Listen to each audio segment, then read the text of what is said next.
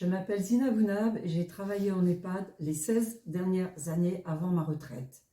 Si je suis candidate pour lutte ouvrière aux prochaines élections législatives à Villeneuve-la-Garenne, Colombes et Gennevilliers avec mon camarade François Delobel, ancien travailleur de l'aéronautique, c'est pour faire entendre la voix de tous ceux qui, dès le début du mois, se demandent déjà comment tenir jusqu'à la prochaine paye. Tout augmente, sauf les salaires. Donc quand j'entends qu'il y a des milliards à distribuer du côté des plus riches et un malheureux SMIC à 1 500 € proposé à ceux qui font tourner toute la société, alors il est grand temps que ça change. Mais nous savons bien que cela ne tombera pas tout cuit à la suite d'une élection législative, même si on changeait de Premier ministre.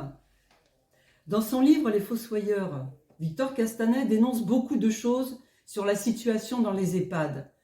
Mais en ce qui concerne les salaires, les conditions de travail et les effectifs, nous, les travailleurs des EHPAD, ça fait bien longtemps que nous le faisions. Mais jusque-là, ni son livre, ni nos revendications n'ont permis de changer les choses. Comme c'est le cas pour les problèmes des travailleurs de toutes origines que l'on côtoie autour de nous, depuis de nombreuses décennies et qui doivent faire face aux problèmes de chômage, de logement, de bas salaire. À Gennevilliers, il y a aussi les travailleurs sans papier qui travaillent dans le bâtiment. Depuis 8 mois, ces travailleurs demandent leur régularisation, car de fait, c'est comme s'ils n'existaient pas. Et de ce fait, ils ne peuvent revoir leur famille ou simplement se déplacer sans la peur de croiser la police. Jusqu'à présent, la préfecture leur refuse ce droit élémentaire, mais ils continuent à se battre. Et nous sommes bien sûr à leur côté dans ce combat. Que l'on soit soignant, enseignant, informaticien, ouvrier du bâtiment ou caissier, nous avons tous les mêmes revendications.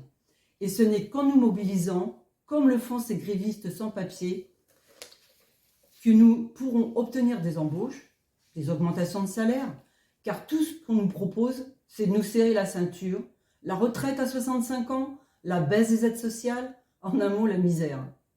Cette société n'est faite que pour les plus riches, alors que ce sont les travailleurs qui font tout.